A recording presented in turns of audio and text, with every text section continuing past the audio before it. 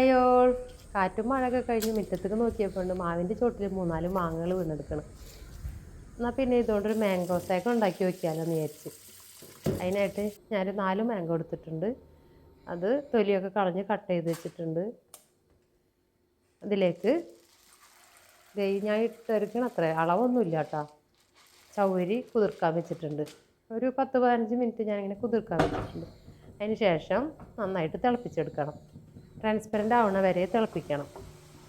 ചെറിയ തീയിലിട്ടിട്ട് നന്നായി തിളപ്പിച്ച് ഒരു 15 മിനിറ്റ് വേവിച്ചെടുത്താൽ മതി. അപ്പോൾ തന്നെ ട്രാൻസ്പെറൻ്റ് ആയിക്കോളും. നന്നായിട്ട് അരിച്ച് പച്ചവെള്ളത്തിൽ കഴുകി വെക്കാം. അതിൻ്റെ പശ പോകാനായിട്ടാണ് കേട്ടോ.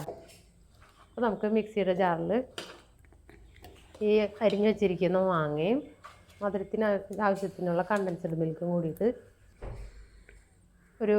ഇത് മുങ്ങി നിൽക്കണ വരെയുള്ള നാളികേരപ്പാൽ അത് ഒഴിച്ച് കഴിഞ്ഞിട്ട് നന്നായിട്ട് അടിച്ചെടുക്കണം.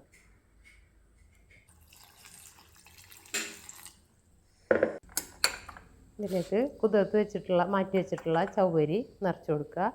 അതിനാവശ്യത്തിനുള്ള മാങ്ങ അടിച്ചത് ഒഴിച്ച് കൊടുക്കുക.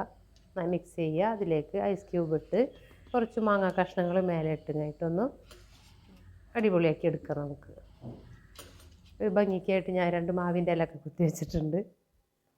അടിപൊളി ടേസ്റ്റാണ് കേട്ടോ. എല്ലാവരും ട്രൈ ചെയ്ത് നോക്കണേ. സൂപ്പർ ടേസ്റ്റാണ്.